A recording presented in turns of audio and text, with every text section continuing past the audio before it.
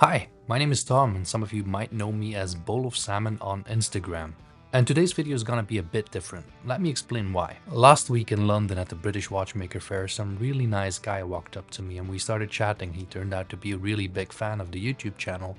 But as I was discussing a bit of things with him, imposter syndrome came up, and at one point he said something like, you don't have to think everybody else is doing it, but you need to be thinking, why am I not doing it? So I think this kind of launched the idea for this video, like just try something new and do it. I'm also getting my face on camera, which is pretty, yeah, you be the judge of that. It's pretty overwhelming to do this as well.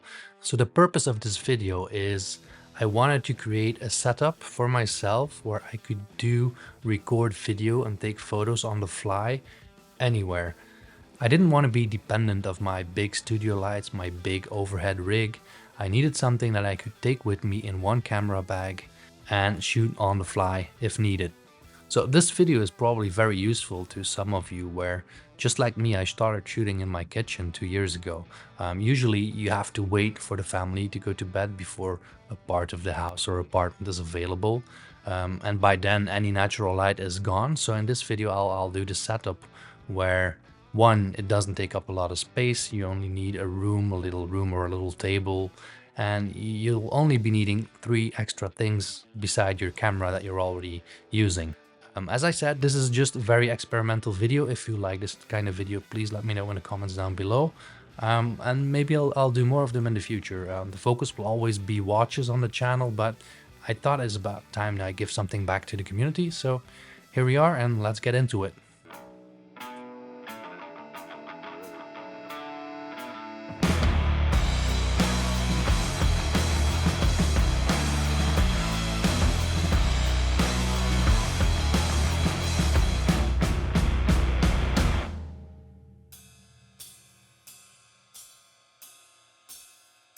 So for the intro, I didn't use any of those. I only used whatever is inside this camera bag.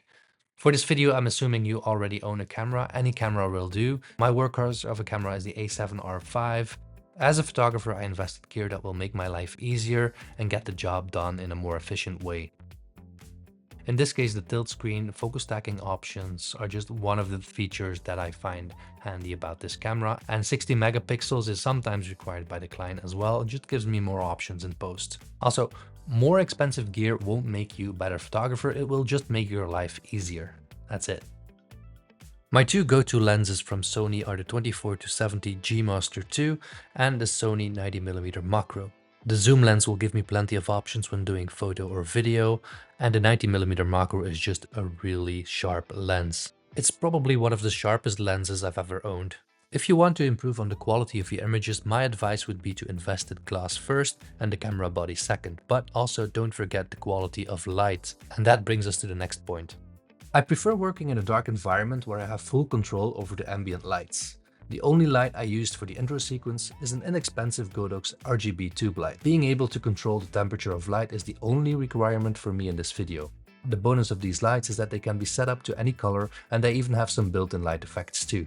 In my daily setup, I usually use these as a kicker light to create a bit of a backlight or to add a splash of color to the scene. Now, small lights equal harder shadows, and they don't really play well with shiny surfaces like watches. So to control that light, we will be adding a diffuser. And this will do 2 things for us. It will make my light source bigger, and it will diffuse the light, making everything look softer. For shooting video and commercial photography, a heavy solid tripod is usually a must, but to travel light I chose this carbon tripod from Ulanzi. Why I chose this tripod is beyond the scope of the video, but this is just a slightly cheaper alternative over the popular Peak Design tripod that seems to be the travel tripod of choice for everyone. Yes, my camera and lens combo will probably yield better results, but to prove a point I also included an iPhone shot, so the gear shouldn't be a limiting factor when you decide to do or not to do something. I think being limited in the amount of gear you have at your disposal will sometimes set you free and make you think out of the box more. Just think a bit of being MacGyver, stuck in a garage and you always find something, so you can wiggle your way out. Same. Welcome to the studio. Again, the idea is that this can be done anywhere where you just have a small table to work on and where you can control the ambient lights a little bit. Let's quickly do our setup. So I'll extend the tripod and place 2 legs on the table and 1 on the ground. Just don't knock it over or this could be a very costly mistake. Using it this way will allow me to get closest to the object and mimic a bit of an overhead angle. Of course, we'll also need a camera and lens. Now obviously I'm not packing a flat screen when traveling, but for the purpose of this video I hooked up my camera to the television. Now if you have a camera with an HDMI output and maybe you have an old TV or monitor laying around, I find this to be super handy to check focus and it really helps to make pocket shots. I'll position the light at the far end of the table so it can sit behind the subject. Now let's kill the ambient lights and switch to our one light setup. We will position the diffuser in between and keep it in place against the camera, and I'll use something I find laying around just to make sure that it doesn't slide off. Since I am recording at 25 frames per second, the camera is set at 1/50th of a second and I'm shooting at f4 with an ISO set to 200. The light isn't even at full power here, so if you're doing photography you can change the settings accordingly. Also, let's introduce our watches for today, and you will see that we are almost pretty close to where we want to be. I will be doing a quick review on the 12 in the next video, so make sure to subscribe to the channel and hit the bell icon to get notified when the video goes live. As you can see, the only light in my scene is that tube light, and you can see that the diffuser is doing all the heavy work for us. This is what the scene looks like without the diffuser, and this is the result with the diffuser. Again, smaller lights equals harder shadows, and the bigger the light source, the softer the light. But small light sources aren't always your enemy, as they can also help to accentuate certain parts of the watch like the brushed surfaces or to bring out textures on the dial. Finding a balance between the harshness and the size of your light is often key. Positioning the lights is somewhat of a personal preference, but there is a couple of things you can do to enhance the scene. To control our shadows a bit better, I'll add a piece of white paper and cardboard in front of the watch so it bounces back a bit of that light onto the subject and it will fill in those shadows and reflections. Another quick tip is that if you want to control the flacto on the sapphire, you could block some of the light hitting the watch head directly using a piece of black paper or cardboard and positioning it in between.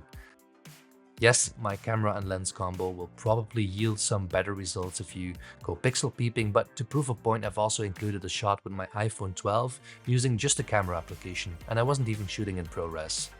I think being limited in the amount of gear can sometimes set you free and make you think out of the box more. I have to admit I was pretty happy with some of these results myself. Of course, I don't have the exact same quality output or control over using a setup that costs thousands of dollars, but for a $60 video light and a $20 diffuser, I think these results are pretty damn good, so don't let it be an excuse not to have access to a lot of gear to make better pictures or even experiment with video.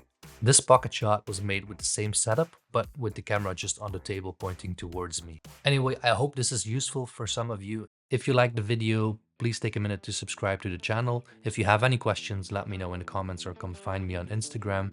Thank you for watching, and maybe you'll see me in the next one. Cheers.